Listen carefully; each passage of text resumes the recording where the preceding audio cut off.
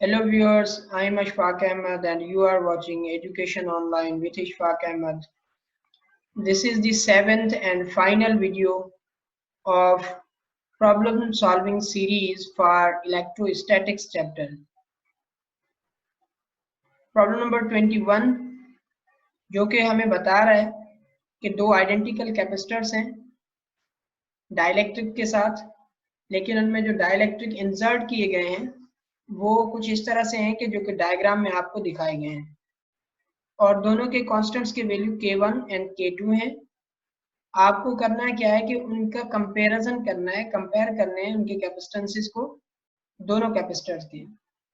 तो हम कंसिडर करते हैं कि सपोज अगर कैपेसिटर की प्लेट्स के दरमियान डाइलेक्ट्रिक इस तरह से दिया गया हो कि दो स्लेब हों, डिस्टेंस जो भी सेपरेशन बिटवीन द प्लेट्स है वो सारे का सारा डिस्टेंस कवर कर रही हूँ, लेकिन जो सारा एरिया है वो कवर ना कर रही हूँ, आधा आधा एरिया कवर कर रही हूँ। एक ये हो सकता है और दूसरा ये हो सकता है कि वो प्लेट्स सारे के सारे एरिया को कवर अप कर रही हूँ लेकिन सारे सेपरेशन को कवर ना कर रही हूँ, जैसा कि इसमें दिया गया है।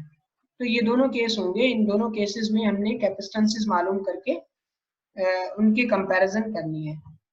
तो C1 अगर हम यहाँ पे देखें, ये कैपेसिटर है जिसके दो हिस्से हमने कर दिए, एक के अंदर K1 है, दूसरे के अंदर K2 है, लेकिन आधा एरिया जो प्लेट्स का है वो दोनों कवर कर रहे हैं, आधा एक कवर कर रहा है, आधा दूसरा, सेपरेशन फुल है।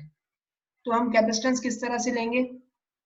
C1 is equal to epsilon not, epsilon R होता है, यहाँ पे वो K1 और K2 दिए गए हैं, तो K1 A/2 divided by D।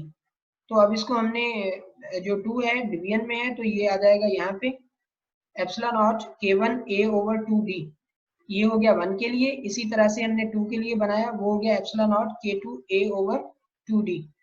अब ये दोनों देखें, कैपेसिटर ये वाला कैपेसिटर एक है, एक डाइलेक्ट्रिक कैपेसिटर है, ये दूसरा डाइलेक्ट्रिक कैपेसिटर है, लेकिन इसकी अगर ये पॉजिटिव प्लेट है तो इसकी भी ये पॉजिटिव प्लेट है, दोनों ज्वाइंट है, दोनों नेगेटिव प्लेट आपस में ज्वाइंट है। तो इसका मकसद है इस तरह का कॉम्बिनेशन होता है पैरेलल कॉम्बिनेशन में, तो it mean that this is parallel combination. तो पैरेलल कॉम्बिनेशन की इक्वेशन हमने लगाई, C dash is equal to C1 plus C2। तो दोनों के कैपेसिटेंसेस के वैल्यू जो हमने अभी डिटरमाइन किए वो रख दिए। यहाँ पे एप्सिलॉन नॉट A/2D कॉमन आ गया, बाकी K1 plus K2। This is the capacitance for the capacitor which has two dielectrics in such a way that they are present in the complete separation between the plates, but they are not covering the whole area of the plates. तो अब ऐसा capacitor के जिसमें दोनों dielectric मौजूद हों, लेकिन इस तरह से कि सारे एरिया को कवर अप कर रहे हो लेकिन सारी सेपरेशन कवर अप ना कर रहे हैं, जिस तरह से इस फिगर में मौजूद है। इस कंडीशन में हम कहेंगे कि ये सीरीज कॉम्बिनेशन है, जो कि हम कंपाउंड कैपेसिटर में पढ़ चुके हैं। मैं उस वीडियो का लिंक इस वीडियो में दे दूंगा, आप उसको रेफर कर लीजिएगा। तो यहाँ पे हम इसकी कैपेसिटेंस और इसकी कैपेसिटेंस अलग से पहले मालूम करें। एप्सिलॉन नॉट K1 A/D/2, क्योंकि हाफ सेपरेशन है तो इसको सॉल्व किया, 2 एप्सिलॉन नॉट K1 A/D हो गया। इसी तरह से हमने दूसरे को भी सॉल्व किया, वो हमारे पास ये आंसर आ गया। अब जैसा कि ये सीरीज कॉम्बिनेशन है तो सीरीज कॉम्बिनेशन का फार्मूला हमने अप्लाई किया, 1/C double dash equal to 1/C1 plus 1/C2। तो एलसीएम ली C1 C2 और ऊपर सम आ गया, दोनों का रेसिप्रोकल लिया, हमारे पास ये इक्वेशन आ गई।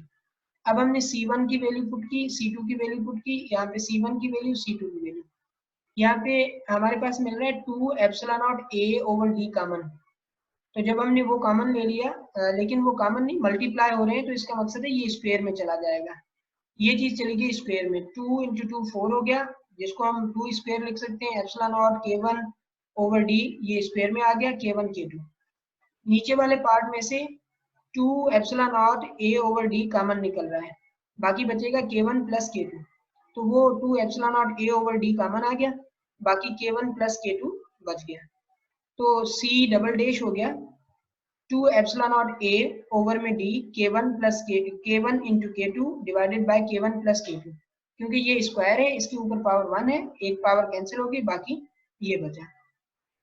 अब कंपैरिजन करना है C double dash divided by C dash.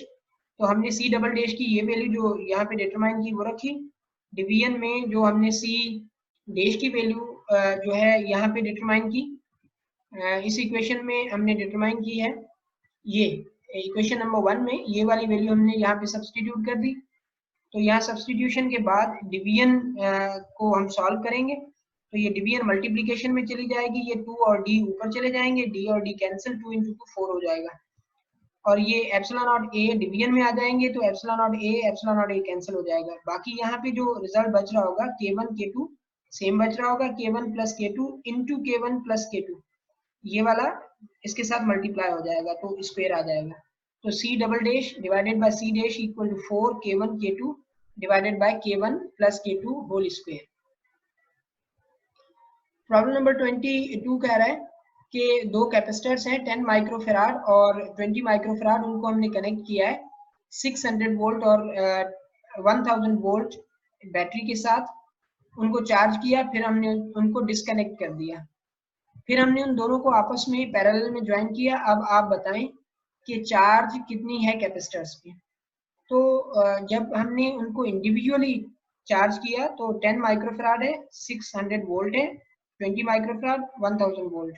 तो पहले हम यही मालूम करेंगे कि उनकी इंडिविजुअल चार्ज कितनी है। जब इंडिविजुअल चार्ज मालूम करते हैं तो 10 इंटू 600 मीन 6000, और दूसरे के लिए 20 इंटू 1000 20,000। तो total charge of the system होगी 6000 प्लस 20,000 मीन्स 26,000।